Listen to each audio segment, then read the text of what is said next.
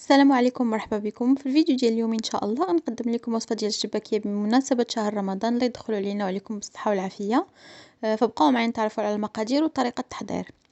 اول حاجه غناخذ القصعه اللي غنعجن فيها وغادي نضيف ليها وغندير فيها كيلو ديال الدقيق الابيض اللي مغربل، دقيق الفورس. وغادي نضيف عليهم كاس ونص ديال الزنجلان اللي مطحون مزيان. من الاحسن طحنوه حتى يكون غير بحال البودره، ما ديروش بحال هكذا حتى يكون بحال البودره، ولكن غربلوه. الزنجلان صهدته من قبل وطحنته. ونص كاس ديال اللوز ما محمر ما والو، غير مسحته وطحنته حتى هو مزيان. غنضيف عليهم معلقه كبيره ديال النافع ومعلقه كبيره ديال حبه حلاوه حتى هما اللي مصهدين عاد باش طحنتهم. غادي نضيف عليهم واحد الرشه ديال الملح، تقريبا واحد 4 معالق صغيره. وغادي نضيف معلقه صغيره ديال خميره الحلويات، انا عندي هنايا معلقه صغيره بزاف، داكشي علاش درت جوج. غادي نضيف راس معلقه ديال خميره الخبز، فقط راس المعلقه يعني ما تكثروش منها. ومعلقه كبيره ديال القرفه. صافي غادي نخلط كلشي مزيان. كيف ما كتشوفوا انا عندي هنا دوك الحبيبات بزاف، فما نصحكمش انكم تطحنوا الزنجلان واللوز حتى يبداو يطلقوا هذاك الزيت. فقط طحنوهم حتى يوليو بودره وغربلوهم من بعد. صافي غنستمر بحال هكذا حتى نفك كلشي هذوك الكويرات. في الحقيقه يعني درت الخدمه لراسي. وغادي نضيف الماده الدهنيه او يعني الزبده والزيت. عندي كاس الا ربع ديال الزبده اللي طيبتها حتى تحيد من هذاك الحليب اللي كيكون فيها. وكاس الا ربع ديال الزيت. انا درت هنايا زيت العود وزيت زيت المائده، يعني خلطت بيناتهم بجوج. غادي ندلك مزيان بحال هكذا، نحاول ندخل هذيك الدهون في الدقيق ديالي. وصافي هنايا خليتها ارتاحت واحد 10 دقائق. تقدروا كاع تبيتوها الا بغيتو، غير ما تضيفوش الخميره من قبل، ما تضيفوش خميره الحلويات وخميره الخبز. تقدروا تبيتوها والغد اللي فاش تبغيو تعجنوها عاد ديك الساعه تضيفوا الخماير. صافي هنايا غادي نضيف واحد صفار البيضه، اللي ما بغيتوهاش تقدروا تستغناو عليها، ولكن كتجيبها شباكيه زوينه. وغادي نضيف هنايا عندي كاسرونه اللي سخنت فيها كاس ديال ماء الزهر وربع كاس ديال الخل ونص كاس ديال الماء عادي من الصنبور. سخنتهم مزيان مزيان بشكل جيد. وغادي نضيفهم للدقيق ديالي. هنايا هاد الخليط ملي كيسخن كيبدا كيذوب لي هذيك الزبده وشباكي دغيا عفوا العجينه دغيا يعني كتجمع. ما كنحتاجش انني ندلكها لمده طويله. فقط فقط كندلكها واحد جوج حتى 3 ديال الدقائق وكتكون عندي موجوده. بالنسبه للعبار خديته بكاس العنبه، وغادي نخلي لكم في صندوق الوصف العبارات بالغرام وبالملي. بالنسبه للبنات اللي ما كيبغوش يديروا الخميره ديال الخبز تقدروا تستغناو عليها، غير هي يعني كتجي من الاحسن كتعطينا دوك البواقات في الشباكيه، كتكون مجعبه. ولكن الا كنتو مثلا غتعطلوا فيها بزاف، عرفتوا راسكم ما توجدوهاش دغيا، ما تضيفوش خميره الخبز. اكتفوا فقط بخميره الحلويات. صافي انا غادي نجمع الخليط ديالي.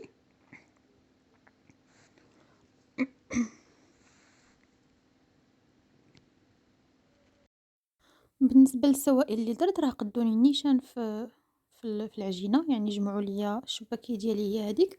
صافي من بعد ما تجمعات لي بحال هكذا ما كتكونش القوام ديالها رطب، خاصها تكون قاصحه نوعا ما. غادي نقسمها ل6 ديال القطع. وغادي ناخذ كل قطعه غادي نسرحها، نحاول نعطيها الشكل ديال مستطيل اللي يكون طويل ورقيق، باش بحال هكذا ما كتضيعش ليا العجينه. فاش كنكون كنقطع الشباكيه ديالي ما كتضيعش لي بزاف ديال العجينه. صافي كنسرحها بحال هكذا، نحاول نرققها شويه وكنطويها. كنجيب الجوانب للوسط وكنعاود نطوي وحده فوق وحده بحال هذا الشكل كيف ما كتشوفوا في الفيديو. كنحطها على جنب وكناخذ القطعه الثانيه. صافي كنستمر بحال هكذا حتى كنقطع حتى عفوا كنكمل 6 ديال القطع ديال العجينه اللي عندي. هنايا غادي نوضعهم في واحد البلاستيك ضروري باش ما تنشفش لينا العجينه ديالنا. وغادي نخليهم يرتاحوا واحد 10 ديال الدقائق. عاد باش غادي ناخذ القطعه الاولى اللي بديت بها، اللي سرحت هي الاولى، هي باش غادي نبدا غنطلقها بالدلاك. وغادي نقطعها على 4 ديال القطع كيف ما كتشوفوا في الفيديو. نقسمها من النص على جوج. وكل قطعه غادي نعاود نقطعها بشكل طولي. راه الطريقه موضحه في الفيديو. هكذا راه العجينه يعني ما كتضيعش ليا بزاف. كنحيد غير هذوك الجوانب وكذا باش نحصل على مستطيل يكون مقاد. انا بالنسبه لي دوزتها في الماكينه. نتوما تقدروا تسرحوها غير بالدلك، ولكن الماكينه بصراحه كتساعد بزاف، يعني كتساعد في الخدمه. صافي بالنسبه لي انا الطريقه ديالي اللي غنشبك بها الشباكيه، غادي نقطع 5. غندير 5 ديال الضربات والسادسه غادي نقطع. غندير 1 2 3 4 5 والسادسه نقطعها. راه سبق لي شاركت معكم هاد الطريقه سهله بزاف والشكل ديالها كيجي رائع.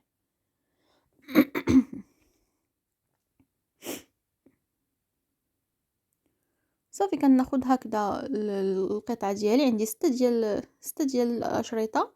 غندير 2 الاولين فوق 2 الثانيين وجوج اللي بقاو غادي نطويهم لتحت بحال كنطوي هكذا شي توب ولا شي حاجه. غناخد شويه ديال الماء، غندير هذوك القنيطات ندير فيهم شويه ديال الماء باش نتاكد انهم تلصقوا مزيان، يعني غير زياده التاكيد وصافي باش ما يتحلوش لنا فاش يكونوا كيتقلاو. كتبقى لي هذيك البليصه بحال هكذا كندخل فيها الصبع وكنقلبها. صافي على هذا الشكل هذا. دوك جوانب الا شفتوهم طوال كتنقصوهم بالموس وضغطوا عليهم مزيان مزيان باش ما يتحلوش من بعد فاش نكونوا كنقلي. وهكذا الشكل ديالها كيجي زوين بحال شي وريده هكذا، يعني شكل زوين بزاف. وصافي كنستمر على هاد الطريقه هذه حتى كنكمل كلشي العجينه اللي عندي.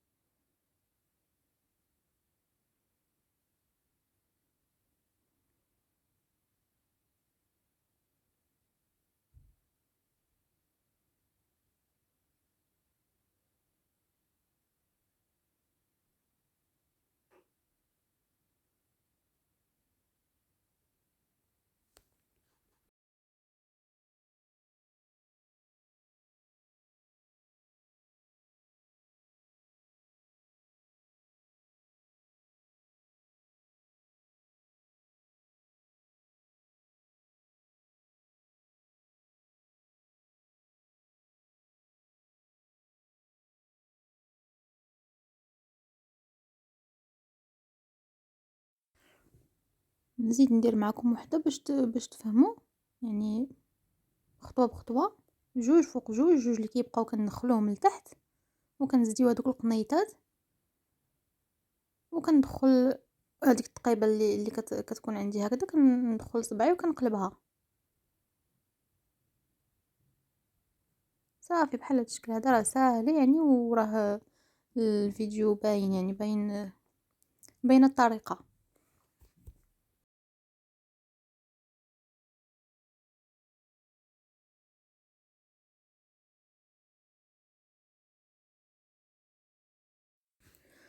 صافي من بعد ما كنكمل كلشي العجينه اللي عندي كناخد هذيك الشباكيه ستفتها فوق واحد المنديل وكنخليها حتى كتنشف. يعني راه فاش ما نجي فين نكمل هذيك الاخيره حتى الاولى كتكون نشفات.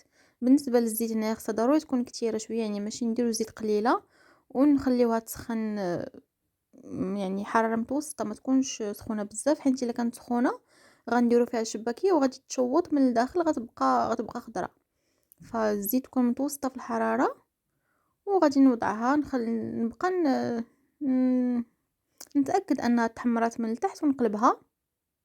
يعني خاص تردوا مع البال، ماشي تمشيو وتخليوها، لا ابدا، ضروري خاصكم تبقاو يعني حاضينها.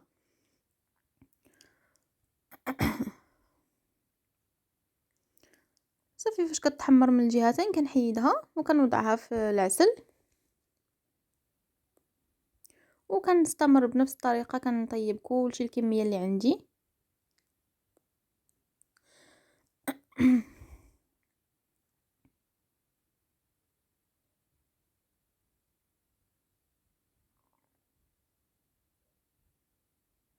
كنأكد ان الزيت خاصها ما تكونش سخونه بزاف باش ما تشوطش لكم الشباكيه ديالكم كتحرق وما كتنفخش، يعني كتبقى كتكون خايبه وكتقصح. فالزيت تكون الحراره ديالها متوسطه.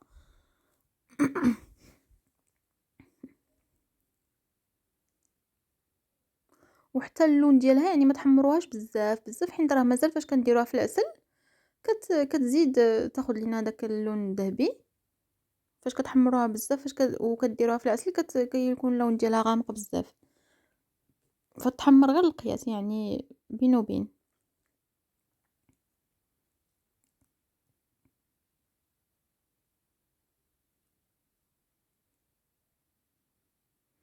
صافي كنوضعها في العسل. انا بالنسبه ليا كندير جوج ديال القليات في العسل، يعني كنخلي الاولى وكنزيد عليها الثانيه حتى كتقرب طيب القليه الثالثه، على باش كنحيد الشباكيه من العسل. يعني في هذا الوقت كتكون تشربات مزيان مزيان العسل، كنحيدها وكنوضع المقله الثالثه، وهكذا يعني بنفس الطريقه كنستمر.